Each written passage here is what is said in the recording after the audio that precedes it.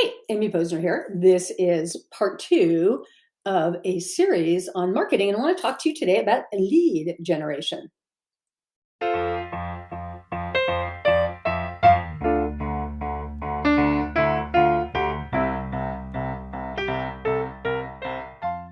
Okay, in the last video, I talked to you about marketing, and I said it's your responsibility to market. If you want your business to take care of you, you have to take care of it. And the way that you do that is by marketing, and specifically through lead generation. Now, I've been teaching lead generation for a long time. And it's the thing I think, like, of the business skills, I think it's the thing that people like are the most like, ew, I don't wanna, it's like, it's like, it feels salesy or pushy or creepy or uncomfortable for, a whole variety of reasons. Um, and so what I want to say to you here is this is not the place to look around and see what other people are doing. This is a place, I mean, you can to get an inventory of what's possible, but this is the place to think about what's really going to be a fit for you. Where are you going to feel comfortable? What is a thing that you're willing to do consistently? And that's very important because consistency is the name of the game here. Lead generation isn't a thing like, oh, I can do this in a chunk. You do something and then you step away and you don't do it anymore and you rush in and try and do it again later when you need it. Lead gen is worse when you need it. It's a thing you want, it's a system you want to have running so that when you need it, it's in place. It's very important that you do things from a position of power when you're feeling strong in your business and not when you're feeling needy or desperate, because it comes through. And we've all been there at one time or another. So, what's comfortable for you? What are you willing to do? I've done a lot of cold pitching in the past. I enjoy it. It has sort of a game aspect to me in that I like to think about, how can I do this? What would be unique to me? And how can I have some fun with it? And that's the challenge. It's like, I can create a system here that will bring me in business. Years ago, we had a company where we sent out a sort of an info kit brochure, kind of slick looking, with bottles of cold soda in New York City in the summer, back when fancy sodas weren't, in every corner store. And it was kind of a neat thing. And you could send it on dry ice and, you open it up and it was very dramatic. And the point is, and this is, I come from a direct response background, and what direct response was about was always like getting people to the next step, right? Like, we want to get them to open the envelope. How do we do that? Now that the envelope's open, we want them, they've looked at the thing. How do we get them to read it?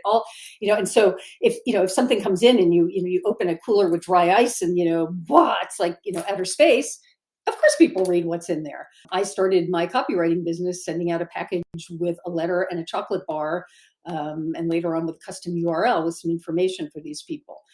It was just fun for me to see, like, okay, who do I want to work with, and what can I create to get their attention and get them interested in what I do.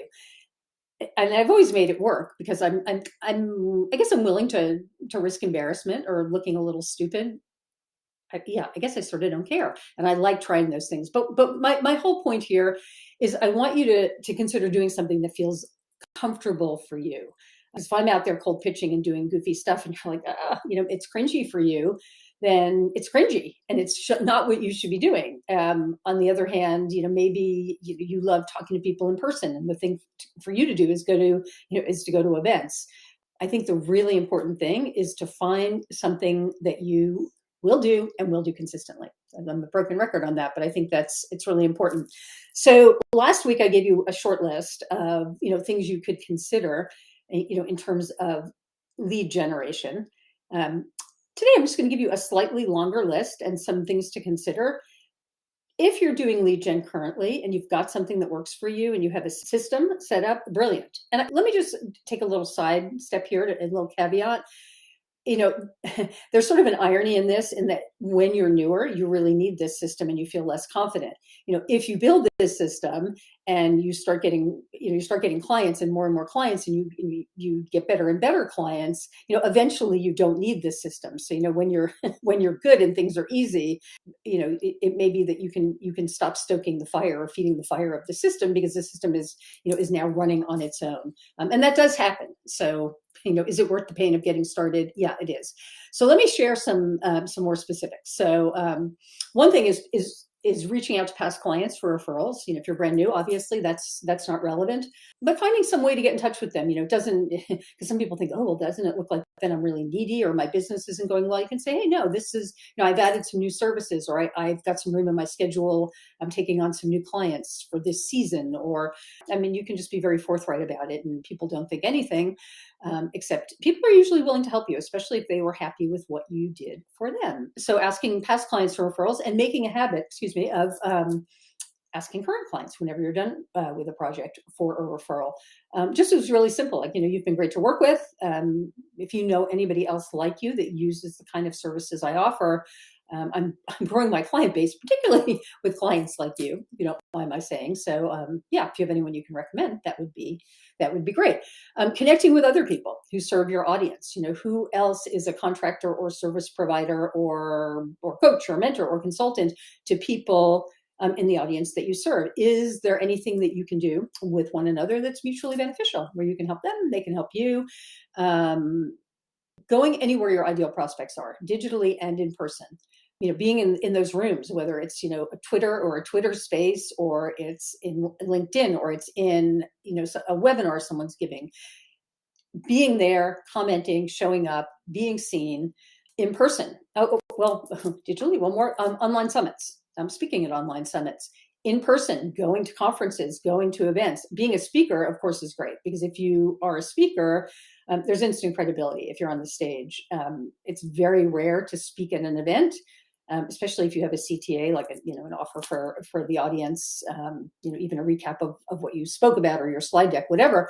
It's very unusual not to make connections, get business when you're on stage. Very rarely do you get off stage without people wanting to come up to you and speak to you and find out more about what you do or how they can work with you. So that's a great thing. Going to events is also great. And don't go to events like with your peers, go to events with your audience, right? So in my copywriting, like I would go to copywriting conferences because I like to hang out with my peers and learn from them, but it's not where I'm expecting to get copywriting clients. For that, I'd go to a marketing conference, or if I was in a particular niche, I might go to a SaaS conference or health and wellness conference, that kind of a thing. But, the connections you can make in person, they're just, it just accelerates the relationship. It's so much faster than, connecting online and having a digital relationship. It feels like you can move mountains in person, especially when you get used to being online. It's kind of remarkable. Speaking on stages, obviously, instant credibility. Guesting on people's blogs and people's podcasts. Good publications, even bad publications, but you don't want to be in those, are always looking for content, right? It's a needed thing. So providing content, guest blogging, guest posting, somewhere reputable, somewhere that your audience reads, is really great. And it's something you can use for a long time. Oh, you can refer to your article in Fortune or Forbes, or you've got the idea. Start a YouTube channel if video is your thing. I started one because video seemed easy to me. I was writing a ton for clients. The idea of like writing for myself, writing a blog post, it seemed onerous. So didn't do that. Borrow other people's audiences. Who do you know? Who have you helped in the past that might want to help you? Or what do you have that you can contribute to other people's audiences that's of value to that audience? There are people that speak in other people's masterminds and other people's paid programs. They speak in other people's unpaid programs. So think about those kinds of things, like who can you deliver value to, where you've got something that, when you bring it, they will want to bring it to their audience. So whatever you choose, think about where you want to jump in. I'm going to talk to you next week about what you have to say. I touched on that very briefly last week, but basically how to quell the voice in your head that keeps telling you, like, you have nothing to say, you have nothing to contribute to the conversation, who are you to? It's already all been said. All the fears and doubts that come up for all of us. I'm going to talk about how to tame that in next week's video. So stay tuned. And if you want to be notified when that and any other videos drop, click the bell and you shall be notified. Thanks for watching. Bye for now.